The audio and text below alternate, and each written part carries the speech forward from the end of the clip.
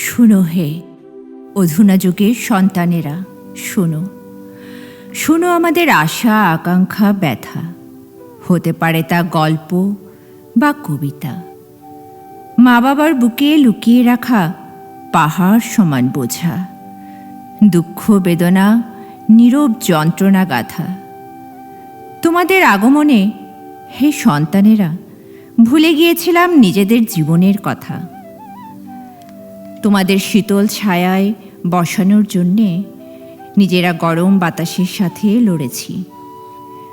ঠান্ডা বাতাস থেকে বাঁচানোর জন্যে বরফের মধ্যে অবশ পায়ে হেঁটেছি। নিজেদের যৌবনের সমস্ত শক্তি দিয়ে নির্বোধ প্রাণীর মতো দিন রাত খেটেছি তোমাদের বড় করার জন্যে হে সন্তানেরা। আমাদের বয়স বাড়তে লাগলো, আমাদের কোমর কুঁজো হতে লাগলো, পা দুটো শুকিয়ে হাড্ডিসার হতে থাকলো, হাত দুটো থরথর করে কাঁপতে শুরু করলো।